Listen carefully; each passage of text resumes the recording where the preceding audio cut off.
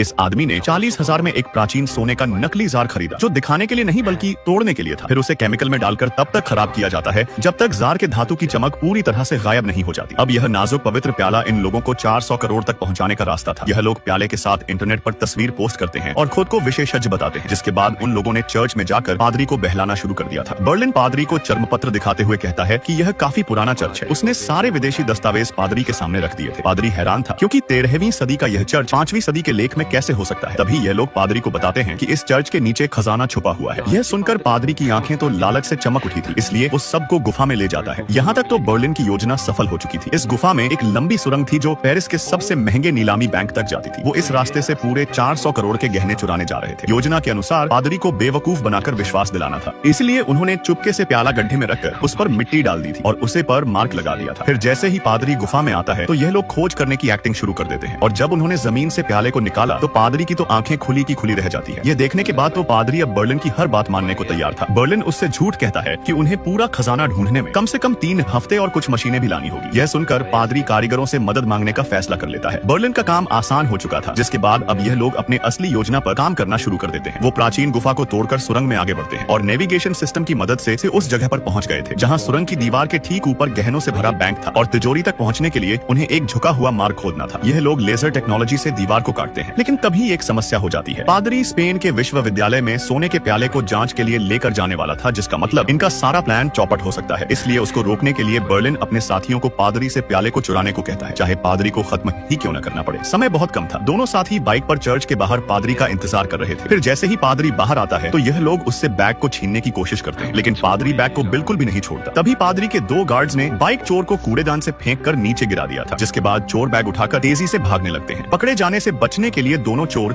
एक शादी के प्रोग्राम में घुस गए थे। फिर शादी की गाड़ी को लेकर भागने लगते हैं। दोनों चोर जैसे तैसे गार्ड से निपटकर प्याले को वापस हथिया लिए थे, जिससे अब बर्लिन का रास्ता साफ हो चुका था। यह लोग अब दीवार को काटकर तिजोरी के पिछले दरवाजे तक पहुंच जाते थे, जो बहुत ज्यादा कीमती गहनों और हीरो से भरी हुई थी, जिसको देखकर चोरों की पूरी टीम खुश हो जाती है।